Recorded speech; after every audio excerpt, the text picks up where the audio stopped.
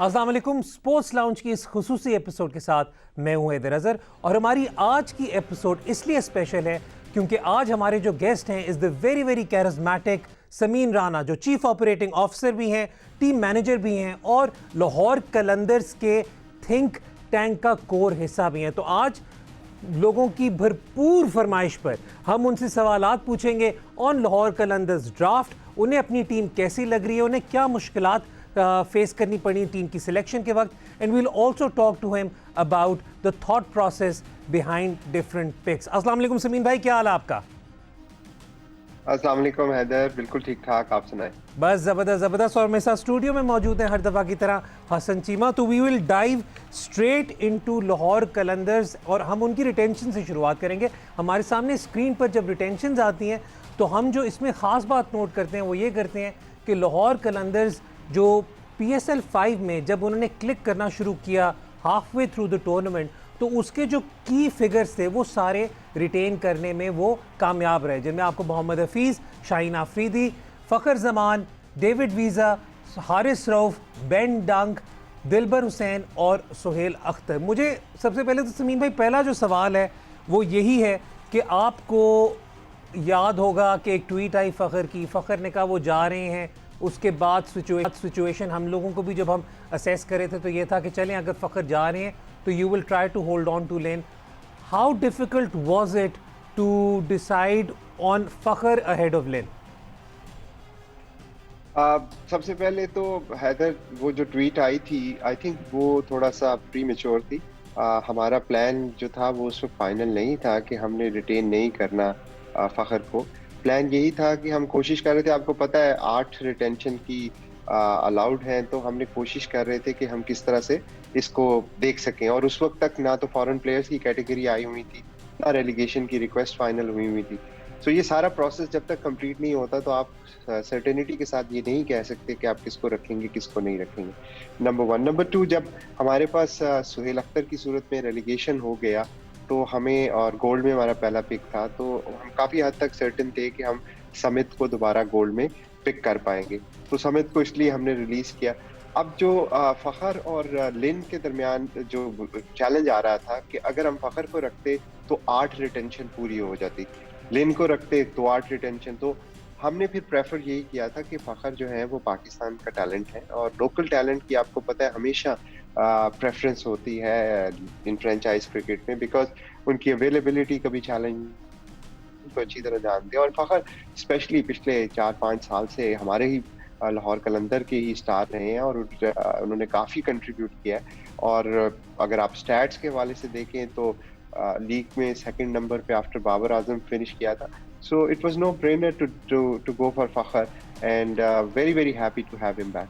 नहीं, और इसमें जो ख़ास बात थी हसन वो यही थी कि जब हमें रिटेंशंस क्लियर हुई तो हमने कहा कि लाहौर ने जगा लिया है और उन्होंने सारे जो कोर पाकिस्तानी, क्योंकि आप ये देखें जब प्लैटिनम जब इस वक्त राउंड स्टार्ट हो रहा था तो there was no Pakistani player possibly available. ठीक है, आपने वाइल्ड कार्ड पे हसन अली को उठाया, लेकिन जब आप एक प्लैटिनम लेवल प्लेयर को रख लेते हैं, रिटेन कर लेते हैं, क्योंकि पाकिस्तानी टॉप लेवल प्लेयर चाहे वो बैट्समैन हो चाहे वो बॉलर हो is a rare commodity as far and a very important commodity as far as the PSL lineup is concerned. Absolutely। और आपने ये भी कंसिडर करना है कि आपके जितने पाकिस्तानी लेवल बैट्समैन हैं जो प्लैटिनम लेवल हैं, आपका बाबर हो गया या आपके शोएब मलिक हो गए या आपके कामरान अकमल हो गए, ये प्रीटी मच ऑलरेडी अपनी अपनी टीम्स के साथ अटैच्ड हैं और टीम्स इन प्लेयर्स को अपने मतलब मेन रिटेंशन लिस्ट से नहीं जाने देती। तो वो भी that was the surprising thing for me, because Fakhar की परफॉर्मेंस भी ऐसी थी। और दूसरा ये भी था कि लाहौर के अगर आप हिस्ट्री देखें तो आई थिंक द फर्स्ट 2-3 साल जो समीन भाई और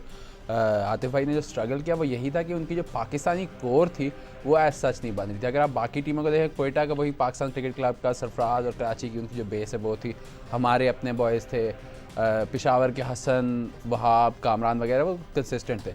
तो जब आई थिंक PSL 4 और PSL 5 इन दोनों में जो एक कोर बन गई है, लाहौर की जो एक आइडेंटिटी बन गई है, हारिस की इमरजेंस से, PSL 5 में दिलबर की इमरजेंस से, शाहीन की जो मैच्योरिटी हुई है, फिर हफीज़ का आना पेशावर ज़र्मी से लाहौर में, फ़खर का PSL 2 से लाहौर के साथ है। तो वी ऑल थॉट कि पहली अब जो है मतलब एक पाकिस्तानी कोर 5-6 लड़कों की बन गई जो कि not just this year but going forward भी अगले 3-4 साल तक लाहौर के साथ ही रहेगी। तो that is why I was surprise by वो जो फ़खर ने जब ट्वीट भी की थी। वो तो अब क्लियर हो गया ना समीन भाई, फैमिलीज में मिसअंडरस्टैंडिंग्स होती रहती हैं। क्लियर, सही कह रहा हूँ मैं? देखिए वो बिल्कुल सही बात, मेरा ख्याल प्लानिंग से ज्यादा वो प्री मेच्योर था ट्वीट।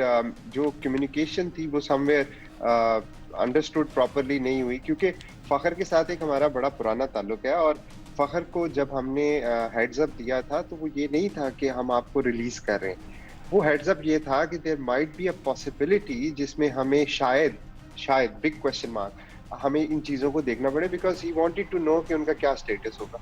हमारे दिमाग में कभी भी ये डाउट नहीं था कि जिस तरह चीमा ने भी कहा कि अब Pakistani core is the key, आपको वो हर हालत में रिटेन करनी है। और फखर ने तो बहुत अच्छी परफॉर्मेंसेस हमारे लिए दी। फखर तो आपके लिए मतलब पिछले 4 साल से he is always been either the top और द सेकंड टॉप स्कोरर। तो वो तो और वो वही बात है ना कि मैं आपको एक और बात भी बता दूं कि आप छोड़ दे तो 5 टीमें तैयार खड़ी थी किसी ना किसी तरीके से कोई यहाँ पर करने के लिए। लेकिन let's go back to the retentions के अंदर मैं ये क्या नाम है समीन भाई की इजाज़त से एक बहुत मज़ेदार इंसिडेंट पिछले साल का शेयर करूँगा। जब पिछले साल रिटेंशंस लाहौर कलंदर्स ने अनाउंस की तो उन्होंने डेविड वीज़ा को अनाउंस किया डायमंड में। अब मेरी और समीन भाई की काफ़ी ज़्यादा हम एक दूसरे के साथ आइडियाज़ बाउंस करते रहते हैं। तो मैंने समीन भाई को फ़ोन किया, मैंने कहा समीन भाई आपको ना डेविड वीज़ा नीचे गोल्ड में भी मिल सकता था। उन्होंने कहा यार देखो मैं उसे वैल्यू करता हूँ, मेरे काफ़ी बैलेंस टीम का सही करता है, लेकिन चलो ठीक है। फिर जनाब क्या हुआ कि प्लेऑफ्स हुए और मुल्तान सुल्तान्स को डेविड वीज़ा ही लड़ गया। उसके बाद समीन भाई मुझे कहते हैं हाँ भाई अब बताओ। तो उसके बाद से मैं कभी डेविड वीज़ा पे तो कभी कोई सवाल नहीं उठाऊंगा, लेकिन the thought process behind the foreign retentions, क्योंकि इसमें भी देखें जब हम ड्राफ्ट में जा रहे होते हैं तो ऑब्वियसली बात है ऊपर वाली कैटेगरीज में वे टारगेटिंग सम फॉरेन प्लेयर्स। तो आपने मुल्तान ने भी 3 फॉरेनर्स रिटेन किए, आपने वीज़ा और डंक रिटेन किया, तो और समित का आपने ऑलरेडी लाइन अप किया हुआ था कि आप उन्हें गोल्ड में पिक करेंगे। तो you are effectively going for 2 foreigners in the first few picks. तो उसमें थॉट प्रोसेस आपका क्या था? देखिए बिल्कुल थॉट प्रोसेस यही था कि पाकिस्तानी कोर को इंटैक्ट रखना है नंबर 1, और उसके बाद फिर आपके पास मैक्सिमम ऑब्वियसली समित, डंक और वीज़ा एंड लिन सब ने परफॉर्म किया था, जिसकी वजह से लाहौर कलंदर जो था वो फाइनल में पहली दफ़ा पहुंचा। अब चैलेंज ये बन रहा था कि रूल्स के मुताबिक हम 8 ही रख सकते थे, तो हमने कैलकुलेटेड रिस्क लिया समित के ऊपर, बिकॉज समित जो था वो गोल्ड कैटेगरी में था, गोल्ड में हमारी पहली पिक थी। डेविड वीज़ा का तो आपको जैसे पता ही है कि लाहौर जो है वो उस पर बहुत ज़्यादा ट्रस्ट भी करता है और उन्होंने उस ट्रस्ट को प्रूव भी किया। अब मेरा अपार्ट फ्रॉम द सेमीफाइनल उन्होंने खेला, उसके अलावा भी बहुत ज़्यादा यूटिलिटी प्लेयर है और उनकी ऑन द फील्ड तो परफॉर्मेंसेज हैं ही हैं, ऑफ द फील्ड भी जिस तरह से वो टीम में कंट्रीब्यूट करते हैं वो क्वाइट अमेजिंग है। डंक सबको पता है, उन्होंने बेसिकली जो लाहौर के मिस फॉर्चून थे पिछले 4 सालों के सिंगल हैंडेडली उन्होंने चेंज कर दिया, और जिस तरह से उन्होंने 2 अमेजिंग इनिंग्स खेली उसके बाद फिर टीम में ये कॉन्फिडेंस आया कि जी we can do it from any situation. तो डंक एक ना सिर्फ इतना ज़बरदस्त बैट्समैन है बल्कि वो कीपर भी है, तो ऑलराउंड कैटेगरी बनती है। इसी तरह डेविड वीज़ा भी बॉलिंग या बैटिंग दोनों डिसिप्लिन में आपको कंट्रीब्यूट करके देते हैं। समित को भी रखना चाहते थे बट उस पर कैलकुलेटेड रिस्क लेके हमने थैंक गॉड कि वो हमें दोबारा मिल गए, किसी ने वाइल्ड कार्ड नहीं यूज़ किया। अच्छा मैं आपसे ना अभी बाकी सारी पिक्स के बारे में बात करता हूँ। Let's talk about the blockbuster pick जो लाहौर कलंदर्स ने की, and that is Rashid Khan. मैं देख रहे मैं उन्हें बताता चलूँ क्योंकि काफ़ी ज़्यादा लोगों ने सवाल किया अवेलेबिलिटी पे। तो इस वक्त अफगान प्लेयर्स की जो अवेलेबिलिटी है ख़ास तौर पे राशिद खान की, वो 6 के बाद पूरे अवेलेबल होंगे, विच मीन्स कि वो लाहौर लेग के लिए और प्लेऑफ्स के लिए फुली अवेलेबल होंगे to Lahore Qalandars. And frankly speaking Lahore Qalandars always has the opportunity to find a replacement for the first half of the tournament। लेकिन जो सबसे बड़ी बात है वो ये है कि बल्कि समीन ने ही ट्वीट किया था और मैंने देखा था कि साल के 3 हाईएस्ट विकेट टेकर्स अब इस वक्त लाहौर कलंदर्स के साथ है। तो पहली बात तो ये कि जो टीम 150 करेगी इनके खिलाफ वो 200 के करीब होगा क्योंकि इतनी मेहनत करनी पड़ेगी। But Rashid Khan coming in probably, मतलब एक बार पहले भी पिक तो हुए थे लेकिन खेल नहीं सके थे, लेकिन probably playing his first season in PSL, how significant is that? I think that's very significant because I would put Rashid, मतलब कि दुनिया के जो टॉप 5 से 10 बेहतरीन T20 के प्लेयर्स हैं उनमें उनका शुमार होता है कि जब हमारा हसन का जो पहले पिक का भी था, I think Rashid was the only player जिस पे हम थोड़ा डगमगा रहे थे कि शायद हसन को अगर ना लेते तो सिर्फ इसीलिए लेते बिकॉज राशिद अगर अवेलेबल हो गया even half for the tournament, and I would support, इन्होंने किया, लोगों ने इनके ऊपर डाउट्स किए हैं कि जी फॉर हाफ द टूर्नामेंट अगर कोई प्लेयर अवेलेबल है, लेकिन अगर राशिद खान जैसा प्लेयर आपके पास हाफ टूर्नामेंट के लिए अवेलेबल है तो वो आपको उतने मैचेस जितवा सकते हैं जो एक और फॉरेनर जो है पूरे टूर्नामेंट में शायद ना जितवा। एग्जैक्टली।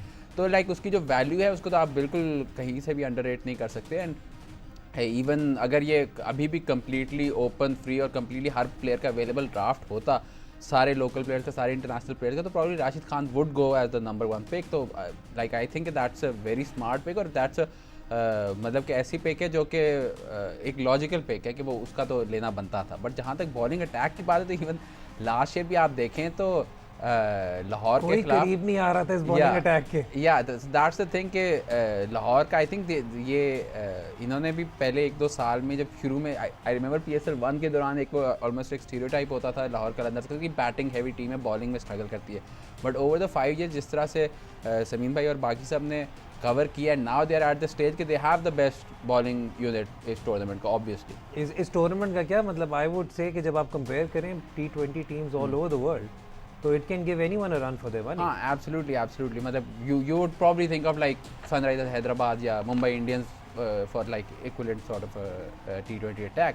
और ये भी बात है कि इट्स नॉट जस्ट के टॉप 3 विकेट टेकर थे, it's the variety of them. एक आपका लेफ्ट आर्म पेसर है who is a swing bowler, एक आपका right arm pacer who is a death specialist, और एक आपका लेग स्पिनर है जो कि who can ball anywhere. Basically power play के बाद एनी टाइम उससे आपने बॉलिंग करानी है वो करा सकते हैं। तो वो जितनी बेसिस कवर्ड है इन 3 से बेसिकली हम बात कर रहे थे आफ्टर द ड्राफ्ट के बेसिकली लाहौर के खिलाफ 12 ओवर में 75 से 80 करना, बाकी के 8 ओवर में मारना। तो बाकी के 8 ओवरों में आप क्या करेंगे, क्योंकि हफीज भी हैं, समित पटेल भी हैं, डेविड वीज़ा भी हैं, तो ऑप्शन चलानी तो पड़ेगी। उनकी ऑप्शंस खत्म नहीं हो रही।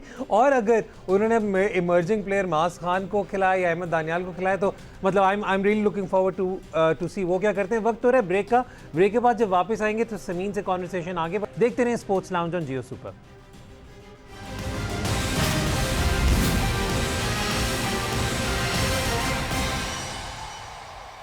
हमारे साथ गेस्ट हैं Sameen Rana, chief operating officer and team manager of Lahore Qalandars. मैं हूँ कलंदर दिल से। अच्छा, वैसे एक बात तो समीन भाई बिल्कुल क्लियर है कि हम जो सारे PSL में भी काम कर रहे होते हैं, आई थिंक सबकी सेकंड फेवरेट टीम हो ना, अगर अपनी नौकरियों को साइड पे रख के बात करें तो सेकंड फेवरेट टीम हमारी या लाहौर कलंदर होती है या कोयटा ग्लैडिएटर होती है। हम इसी में फंसे होते हैं। अच्छा, मोहम्मद हफीज़ पे अगर हम बात ना करें तो बहुत ज़्यादती होगी, क्योंकि मोहम्मद हफीज़ का जो रन ऑफ फॉर्म रहा है वो बहुत अच्छा है और आपके मिडल ऑर्डर को काफ़ी हद तक स्टेबिलिटी और कंसिस्टेंसी आपको हफीज़ से भी मिलती है, आपको साथ में ऑब्वियस सी बात है डंग की प्रेजेंस से भी मिलती है। और आई पर्सनली थिंक, मुझे ये फीलिंग आती है कि जब हफीज़ टीम में हो तो it helps Sohail Akhtar a lot as well. तो आप ज़रा थोड़ा सा हमें बताएं कि हफीज़ की कंट्रीब्यूशन क्या है फॉर लाहौर कलंदर्स।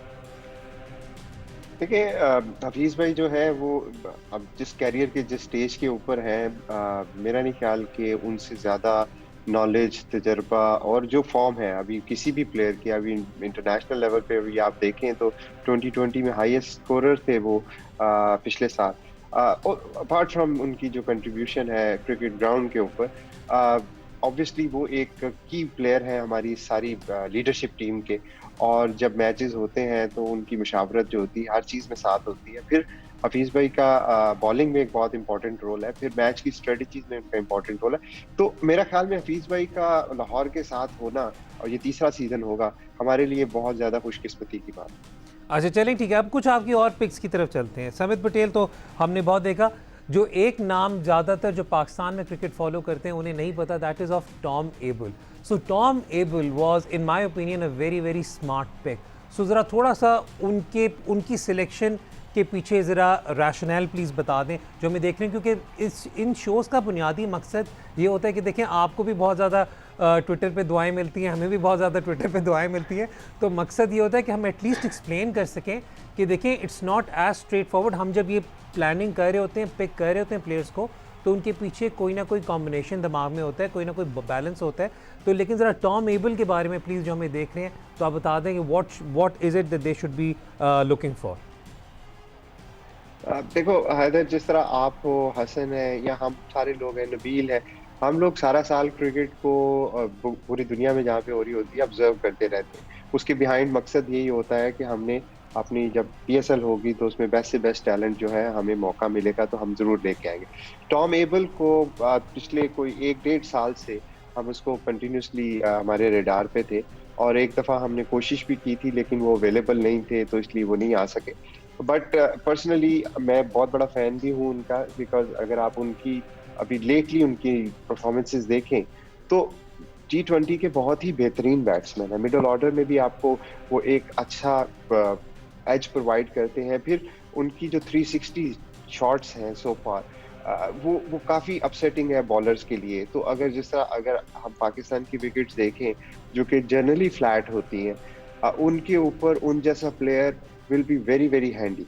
तो और उनके स्टैट्स भी बड़े ज़बरदस्त हैं। टॉम बेंटन एक हमारे T10 में, अगर आपको याद हो पिछले साल, उससे पहले तक टॉम बेंटन को ज़्यादा लोग इतना रेट नहीं करते थे, लेकिन जब वो T10 में आए तो उन्होंने बहुत ही कमाल की इनिंग्स खेली। इस दफ़ा वो प्लाटिनियम कैटेगरी में थे और पेशावर ने उनको, क्वेटा ने उनको पिक किया। तो इसी तरह टॉम एबल से भी हमें बहुत उम्मीदें, और मुझे लगता है कि वो इस दफ़ा का सरप्राइज पैकेज हो सकते हैं। अच्छा, टॉम एबल की अगर बात करें तो जो एक वही वाली बात है ना, 360 शॉट रेंज और ब्रिलियंट फील्डर एज वेल। मैं पहले बैटिंग पे बात करता हूँ। हमने अमूमन ये देखा है पीएसएल में कि जहाँ पर कोई बैट्समैन थोड़ी सी इनोवेशन दिखाता है तो पाकिस्तानी बॉलर्स के एटलीस्ट दिमाग में थोड़ा सा डाउट क्रीप इन करता ज़रूर है। So he can be extremely important to upset the strategy of bowlers. It's not just that, it's also कि हमने देखा है पिछले, जब से पाकिस्तान में स्पेशली वापस मूव बैक की है पीएसएल, इससे पहले अगर आप देखें जेम्स विंस की फॉर एग्जांपल ले लें आपके, जब वो पीएसएल 1 में जब कराची के साथ थे तो दुबई की पिचेस पे आमतौर पे इंग्लिश प्लेयर्स जो हैं स्ट्रगल करते हैं, जबकि पाकिस्तान में हमने देखा है, आप लास्ट ईयर लिविंगस्टन को देखें, विंस को देखें, हेल्स को देखें, इंग्लिश प्लेयर्स पाकिस्तान की पिचों पे ज़्यादा कामयाब रहे हैं क्योंकि they are more similar to जो इंग्लैंड में कंडीशन होती है। तो and the other thing with able, ये मेरा सवाल था समीम भाई से, बिकॉज अगर आप अभी अब इनकी टीम देखें, अगैन डिफरेंस फ्रॉम पीएसएल 1 या पीएसएल 2 ये है कि अब अगर आप इनकी टीम देखें, you look at somebody like Ben डंक जो मतलब इतना एक्सपीरियंस है, समित पटेल इतना एक्सपीरियंस है, बट ऑल्सो मोहम्मद हफीज़ इतनी देर उन्होंने कप्तानी की है, डेविड वीसा ससेक्स के साथ रहे हैं इतनी देर से, जबकि टॉम एबल जो हैं वो समरसेट की कप्तानी कर चुके हैं पिछले साल 2 में। तो that's the question that I have कि ये क्या स्पेसिफिक मतलब दिमाग में ये चीज़ थी समीम भाई के कि बेसिकली एक जब आप फॉरेन प्लेयर पे जा रहे हो तो ज़्यादा जो ऐसे प्लेयर जो लीडरशिप रोल्स में रहे हो उनको टारगेट करना चाहिए। जी समीर भाई, was there a thinking? जी, very very good question Hasan. Basically देखें, जब होता है हमारी एक लर्निंग है, एक जर्नी है 5 साल की, आप सब नहीं देखी है। इनिशियली हम शायद बड़े नामों पे ज़्यादा जाते थे और जिसकी वजह से हमारी कम्बिनेशन जो थी वैसे इस तरह नहीं बन पाती थी। अब जो हमारा माइंडसेट, लाहौर की जो लर्निंग है वो ये है कि 2 चीज़ें इंपॉर्टेंट हैं किसी भी प्लेयर को सिलेक्ट करने के लिए जब हम अपनी बैट की प्लानिंग करते हैं। एक तो टीम का बैलेंस, जिस हद तक पॉसिबल होना चाहिए वो बैलेंस आपको ख़राब नहीं करना।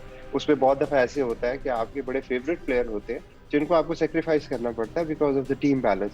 और ये हमेशा से मैं भी सुनता आया, आप लोगों ने भी देखा होगा कि जब हम सिलेक्शन कर रहे होते हैं तो हमें अपने इमोशंस को साइड पे करना पड़ता है, डिटैच करना पड़ता है अपने आप को, और टीम के बैलेंस पे जाना पड़ता है। ये इस्लामाबाद के लिए बड़ा मुश्किल काम है समीन भाई, ये इस्लामाबाद के लिए बहुत ही मुश्किल काम होता है ये वाला। करना पड़ता है, दिल पे पत्थर रख के करना पड़ता है।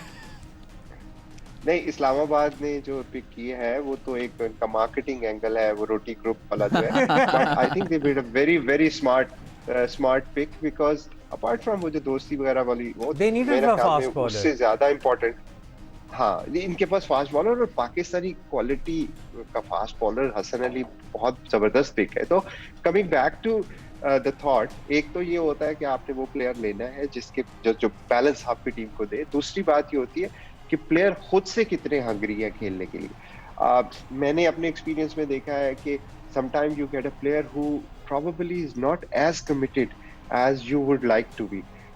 सो उससे क्या होता है कि पूरी पूरी टीम का बैलेंस जो है वो एक तो ना सिर्फ वो खराब होता है बल्कि इन्वायरमेंट भी आपका खराब होता है। सो ऐसे लोग जो लीडरशिप रोल में रहे हो, जिनके पास एक्सपीरियंस हो या जिनकी अवेलेबिलिटी आपको मुसलसल पता हो, मेरे ख्याल में वो लोग टीम में ज्यादा कंट्रीब्यूट करते हैं। अच्छा, यहाँ पर ना अब मैं एक, आपने सिल्वर में एक और प्लेयर पिक किया जो फ्रैंकली स्पीकिंग मेरे नज़दीक over the last couple of years is one of the most improved batsman इन पाकिस्तान। और उसने अपनी मतलब 4 डे गेम तो उसने अपनी इम्प्रूव की हुई है, लेकिन उसने वाइट बॉल से भी अपनी परफॉर्मेंसेस को बहुत इम्प्रूव किया। और ये आई बिलीव, समीन भाई correct me if I am wrong, I think तीसरा साल होगा जब सलमान अली आगा लाहौर कलंदर्स के साथ होंगे। एंड हमने देखा है कि over a period of time उनकी इम्प्रूवमेंट काफ़ी क्लियर है। आप ज़रा थोड़ा सा, क्योंकि आपकी मेरी ऑफलाइन कॉन्वर्सेशन एक दफ़ा सलमान अली आगा पे भी हुई थी कि किस तरह लाहौर कलंदर्स ने सलमान अली आगा पे भी फोकस किए रखा थ्रू आउट दिस टाइम। तो ज़रा थोड़ा सा सलमान पे बात करते हैं, स्पेशली ख़ास तौर पे कि अगर किसी सिनारियो में आपको एक एक्स्ट्रा ऑफ स्पिन ऑप्शन की ज़रूरत पड़े हफीज़ की एडिशन पे, तो Salman also gives you that. तो लेकिन ज़रा थोड़ा सा सलमान की जर्नी के बारे में प्लीज़ बताएं। अच्छा, सलमान की बड़ी इंटरेस्टिंग है। पहला साल जब ये हमारे साथ खेले थे तो नोबडी एक्सपेक्टेड हिम कि ये अच्छा परफॉर्म करेंगे, क्योंकि हमारी रिप्लेसमेंट थी और व्हाटएवर रिमेनिंग वाज उसमें से हमने जो बेस्ट लगा हमने सलमान को लिया। लेकिन जब ये आए तो इन्होंने ऑब्वियसली बहुत ज़बरदस्त परफॉर्मेंसेस दी। उसके बाद थोड़ा सा इनको प्रॉब्लम आ रही थी बैटिंग के अंदर, तो आकिब भाई ने, I must give credit to Aqib for literally उनको जिस तरह आप कहते हैं ना कि बच्चों की तरह गाइड करना। आगा की और आकिब भाई की डील ये थी कि आपने रोज सुबह ग्राउंड में जाना है और मुझे मैसेज करना है, और जितने घंटे आपने बैटिंग, उनको टारगेट ये दिया था कि रोज मिनिमम 6 आवर्स आपने बैटिंग करनी है, 3 घंटे सुबह 3 घंटे शाम। और ये मैं आपको बता रहा हूँ पिछले साल कोई 4 से 5 महीने का अरसा था जिसमें आगा एवरी डे वो 6 घंटे बैटिंग कर रहे थे। और वो आकिब भाई को जब ग्राउंड में जाते थे मैसेज करते थे, फिनिश करके मैसेज करते थे, नेक्स्ट सेशन पे मैसेज करते थे, फिर फिनिश करके मैसेज करते थे। अच्छा, अभी हमने पिछले साल जब सिलेक्शन की तो आगा की जगह नहीं बन रही थी, लेकिन फिर भी हमने जैसे ही जगह बनी उनको लिया। और लेकिन credit goes to Agha for putting his head down, and वो मुसलसल मेहनत करते जा रहे हैं। और जितनी मेहनत उन्होंने की है, मुझे बहुत ज्यादा उम्मीद है कि he will come good this time around. He's already coming good in the Pakistan Cup, in the Quaid-e-Azam Trophy, and also we saw glimpses in the National T20। वक्त हो रहा है ब्रेक का। ब्रेक के बाद जब वापस, तो जो इमर्जिंग प्लेयर्स और ख़ास तौर पे जो प्लेयर डेवलपमेंट जो लाहौर कलंदर्स का PDP प्रोग्राम है उसके जो प्लेयर्स हैं उस पर ज़रूर बात करेंगे। हमारे साथ मौजूद है समीर राना। देखते रहें जियो सुपर।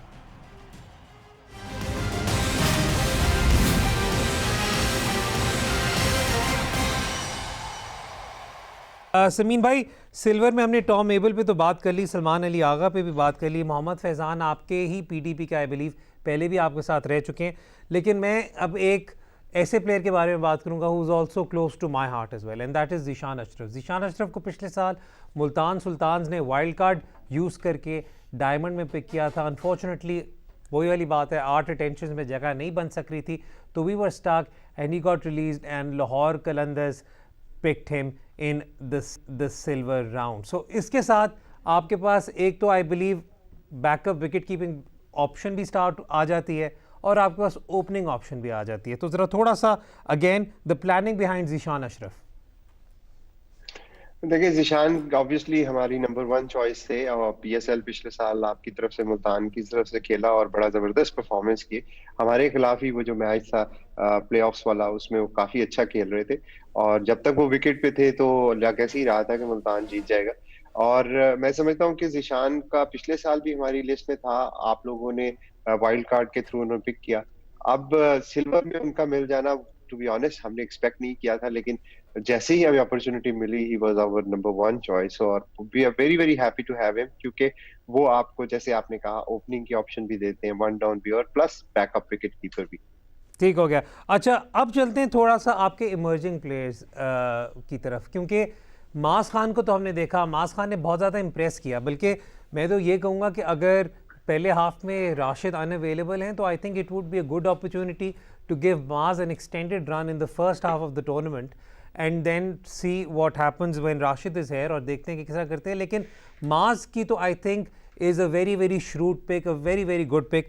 जैद आलम पर, क्योंकि आपको पता है जब मैंने कल ये ट्वीट किया था कि आप हमारे शो पे गेस्ट होंगे, तो लोगों ने जैद आलम पे काफ़ी ज़्यादा क्वेश्चंस किए और पूछा कि जी rationale behind selecting him. Zaid Alam का, मैं ये जो नहीं जानते जैद आलम का, उनका मैं बताता चलूँ कि he has been on the fringe to be the next big player for the past couple of years, लेकिन फील ये होता है कि अनफॉर्चुनेटली ये वो ब्रेक थ्रू कर नहीं सक रहे। तो ज़रा समीन भाई इस सिलेक्शन पर ज़रा थोड़ी सी नज़र डाल दें। देखिए, हमने जब इमर्जिंग में एक तो माज खान को रखा था, दूसरा हमारे पास अहमद दानियाल है जो कि टैलेंट एंड डिस्कवरी है, वो फास्ट बॉलर है, और एक बैट्समैन की जरूरत थी क्योंकि जब आप टीम को बैलेंस करते हैं with Rashid Khan, so you need someone emerging में अगर आपको कोई बैट्समैन मिल जाए।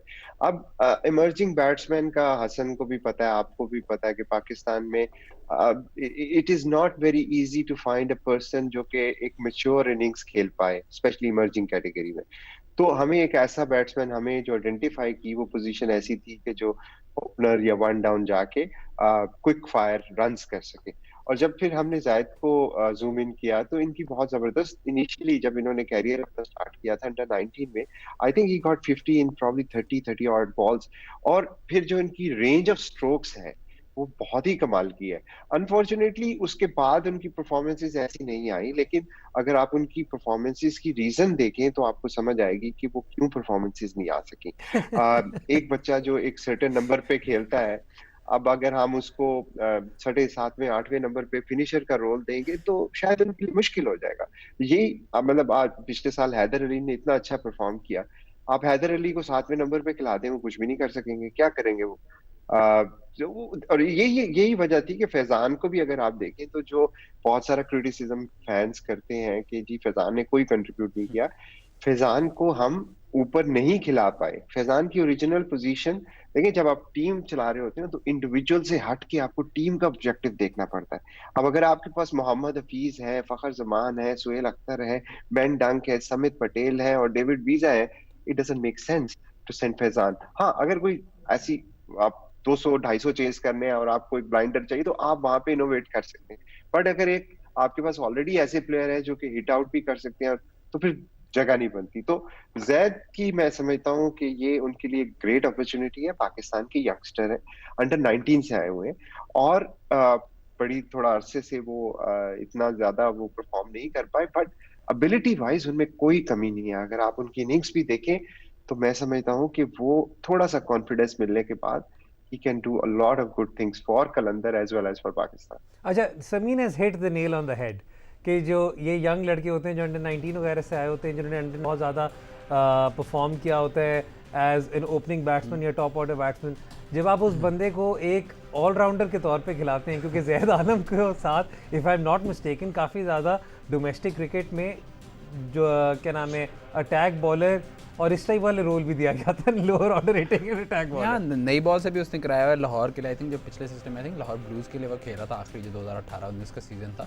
आई थिंक कि वो वही इशू इमर्जिंग प्लेयर का जब या स्पेशली सिल्वर प्लेयर का PSL में होता है, वही डोमेस्टिक में भी पाकिस्तान अंडर 19 से कि अंडर 19 में आप अपने बैच के बेस्ट 6-8 लड़कों में से होते हैं, आप अपनी जगह पे खेल रहे होते हैं, जहाँ से आपने डिस्ट्रिक्ट के लिए या रीजन के लिए खेला था वहाँ पे खेल रहे होते हैं। जब अब अगर आप लाहौर की तरफ से खेलने आए तो रिजवान हुसैन भी लाहौर से ओपन ही करते हैं। आई थिंक सेम जो लाहौर ब्लूज़ वाली टीम थी उसमें आबिद अली भी might have been part of that team. वो तो खैर at that time they were at वापडा, बट लाइक आम तौर पे यही होता है कि जब पाकिस्तान का कल्चर भी तो ऐसा है ना कि जब भी कोई यंग लड़का आता है he has to earn his way through. I think ये डिप्लोमेटिक अगर मैं हूँ तो इस तरह बात करूँगा, कहना यही है कि बेसिकली सीनियर्स की खिलाफत होती है वो अपना लड़के को, यंग लड़के को कभी भी ऊपर के नंबरों में मौका नहीं देंगे, which is the one good thing. मतलब कि अगर आप समीन भाई और लाहौर कलंदर्स के पहले भी सीजन्स देखें या जनरली आप PSL में देखें, उन्होंने हैदर की बात की, हम लोगों के साथ साहिबजादा थे पहले,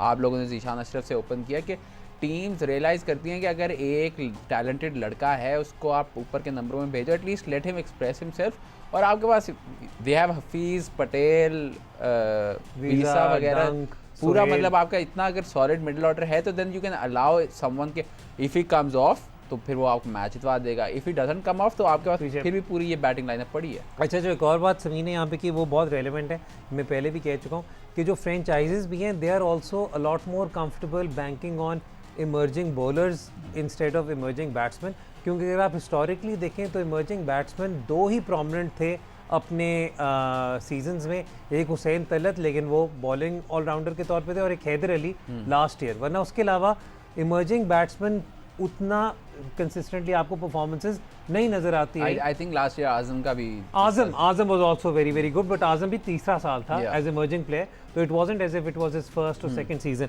अच्छा, मेरे नज़दीक समीन भाई आपकी जो एक shrewd pick of the draft है वो आपकी सप्लीमेंट्री वन है, एंड दैट इज़ जो डेनली। और आप जब इस वक्त अगर मतलब जब तक राशिद नहीं आते, आपका जो इस्टेब्लिश 3 फॉरेनर जो आपके साथ पिछले साल भी खेलते रहे हैं उनकी एडिशन में अगर जो डेनली साथ खेल रहे हो तो your team probably then is covered in every single aspect. But फिर उसमें यही होता है कि Maaz plays ahead of Zaid Alam, क्योंकि एक इमर्जन ने खेलना है, लेकिन जो डेनली, क्योंकि आपको आई थिंक एक आधा ओवर लेग स्पिन का ये भी दे देंगे। एग्जैक्टली, आई थिंक जो बहुत ज़्यादा यूटिलिटी प्लेयर है सप्लीमेंट्री में, आपको पता है कोई फ़र्क तो नहीं है सप्लीमेंट्री हो या मेन राउंड हो, क्योंकि वो फुली अवेलेबल होंगे हमारे लिए। और वही बात आ जाती है कि आपको बैलेंस देते हैं, ऊपर भी बैटिंग कर लेते हैं, नीचे भी बैटिंग कर लेते हैं, फ्लेक्सिबल है, एग्रेसिव भी खेल लेते हैं। तो आई थिंक बहुत खुशी हुई उनको पिक करके, बिकॉज हमने ये सोचा था कि शायद डायमंड में कोई उनको पिक कर लेगा, लेकिन ऑब्वियसली शायद जगह नहीं बन रही थी टीमों के पास, तो जैसे ही सप्लीमेंट्री में मिला so we were happy to pick him. और मैं यहाँ पे बताता चलूँ कि जो डेनली का एक season with Karachi was phenomenal, उसके बाद मुल्तान सुल्तान ने जब उन्हें पिक किया तो वो अनअवेलेबल हो गए, फिर हमने जब प्लेऑफ्स में किया तो बाय द टाइम वो आए तब तक already we had pretty much made a decision. लेकिन जो Denly an excellent team man as well, wonderful in the dressing room and an exceptional talent. वक्त हो रहा है ब्रेक का, ब्रेक के बाद जब वापस आएंगे तो ट्विटर के जो हालात हैं वो हम समीन भाई के आगे रखेंगे।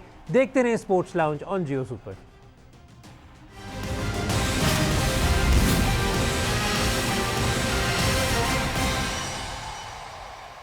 वक्त हो रहा है आपके सवालात का। समीन भाई, हमने जब कल बताया कि आप हमारे शो पर गेस्ट होंगे तो मैं आपको क्या बताऊं, मेरी नोटिफिकेशंस अभी तक बंद ही नहीं हुई, तो आपके आगे मैं सवाल रखूंगा। ये बात अलग है कि आई अंडरस्टैंड कि मेजॉरिटी आपने सवाल ऑलरेडी एड्रेस कर दिए हुए हैं, लेकिन तब भी for the sake of it we'll have these questions on our screen. तो शुरुआत करते हैं पहले सवाल से जो अब हमारे सामने स्क्रीन पर आ गया है।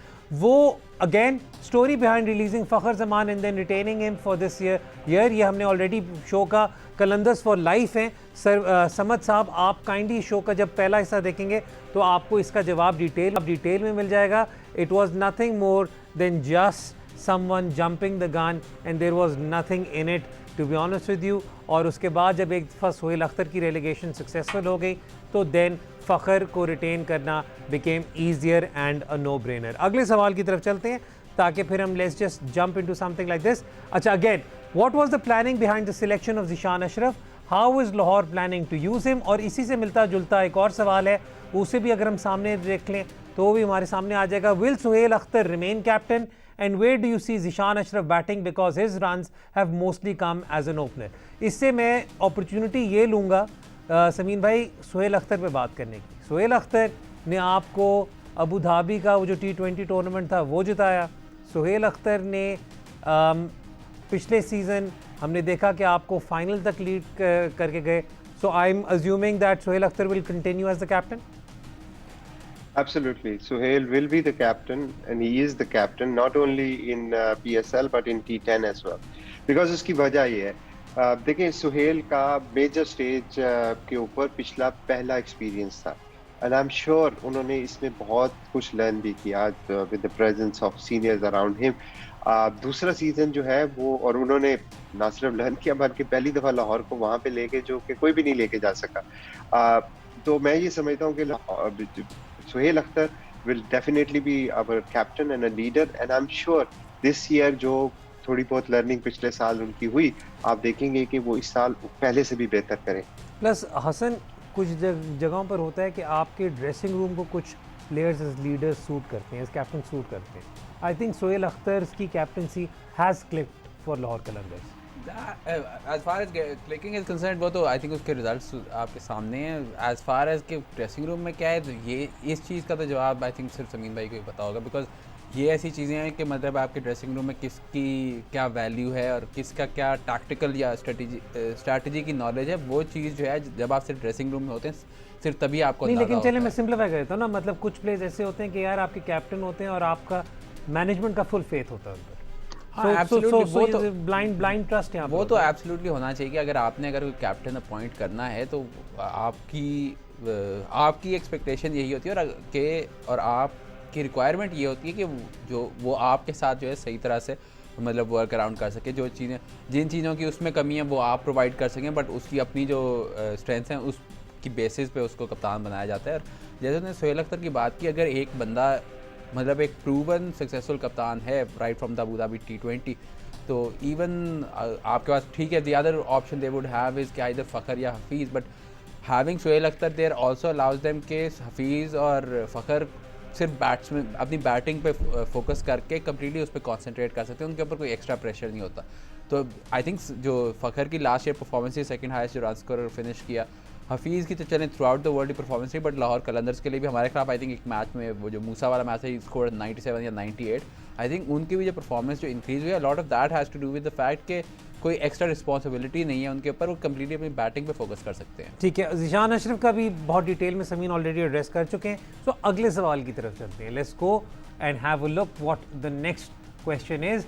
Naveed Nadeem, please give basic information about Zaid Alam, Mohammad Faizan, Maaz Khan and Ahmad Daniyal. Why were they picked? अच्छा, बाकी सब पे तो हमने बात कर ली, हमें मौका नहीं मिला अहमद दानियाल पे बात करने का. तो समीन भाई, आपका पीडीपी का लड़का है अहमद दानियाल. आई बिलीव आपने कोई और पेसर बैकअप के तौर पे टू हारिस, शाहीन, दिलबर और नहीं उठाया सिवाय अहमद दानियाल के, करेक्ट? तो अगर ज़रा इस पे ज़रा थोड़ा सा अहमद दानियाल पे बता दें. देखिए, अहमद दानियाल हमारे मुताबिक जिस तरह हम पिछले साल हारिस के बारे में कहते थे, फिर पिछले साल दिलबर के बारे में कहते थे, और इस साल हम अहमद दानियाल के बारे में कहते हैं. ही बॉल एट 140 प्लस, और ये बच्चा पिछले 1.5 साल से हमारे साथ है. इन्होंने हमारे साथ ना सिर्फ शुरू किए कि कहीं पे क्रिकेट नहीं खेले, कोई क्लब वगैरह नहीं खेले, टेप बॉल से खेलते रहे, बट ये है कि इनकी कुछ सर्टेन चीज़ें हैं जो बड़ी स्पेशल है. एक तो ये है कि इनके यार्कर्स बहुत अच्छे हैं, दूसरा इनका स्लोअर वन बहुत अच्छा है, और तीसरा इन्होंने अपनी फिटनेस के ऊपर साल के अंदर कमाल का काम किया. क्योंकि जब ये साल पहले थे तो ये थोड़े से चब्बी थे और इनका बॉडी वेट भी ज़्यादा था, तो इनको टास्क दिया गया था कि अपने आप को शेप में लाएं, और क्या कमाल शेप में लेके आए हैं. जब आप उनको मिलेंगे तो मैं बड़े आई थिंक कॉन्फिडेंस से बात कहता हूँ कि he will be one of the most fittest person you will see in the park. पिछले साल में सिर्फ उन्होंने ही नहीं अपने आप को फिट किया, समीन भाई आपने भी अपने आप को बड़ा फिट किया. अच्छा, अगले सवाल की तरफ चलते हैं जी.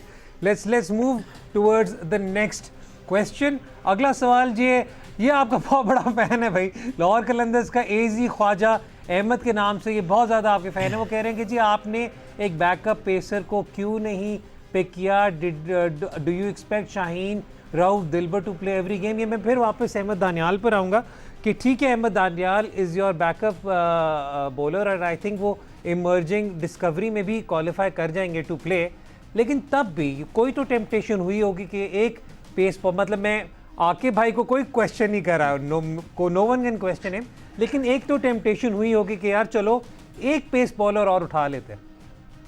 बिल्कुल हुई थी, बिल्कुल सोचा भी था, लेकिन हमारे पास अहमद दानियाल के बैकअप में 2 फास्ट बॉलर हैं और जो हमारे साथ पिछले 1.5 साल से हैं, और वो भी बिल्कुल क्लोज ही हैं.